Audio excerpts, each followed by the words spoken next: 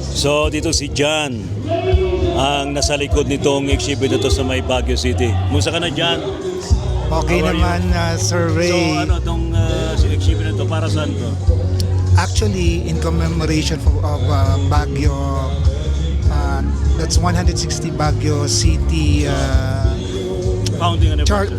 founding anniversary or Charter Day. So ngayon, we came up with the idea kasi nung una sa Facebook ko lang siya pinopost yung old pictures, yung then and now, kung ano siya noon at saka ngayon.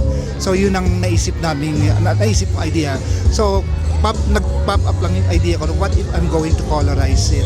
So ngayon, Maganda to, sandali lang dyan. Ito yung paborito ng mga ghost hunter, ayan. yes. Dominican Hill Diplomat Hotel to eh, di ba? Pero dati ang pangalan niya ay Dominican Hill Hill and Retreat and Retreat House. House. Tapos naging ano siya, naging Diplomat Hotel. Diplomat Hotel siya noong 1970s. Ang galing, ano? Ganyan. Very interesting din to. Ayan, ito naman 1930s, no, Baguio Grocery Co. siya, no. Yun ang mga unang-unang mga groceries noon that time. And then ngayon, naging DBP na siya. Galing.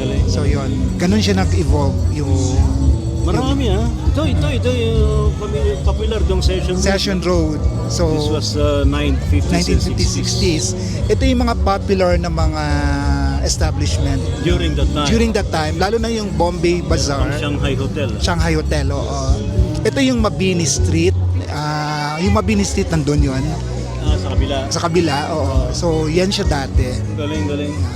Dami So, ito pa. Very interesting ito. Wright Park and the Wright Park Mansion. and the Mansion. Yan. So yan that was way back 95 siya.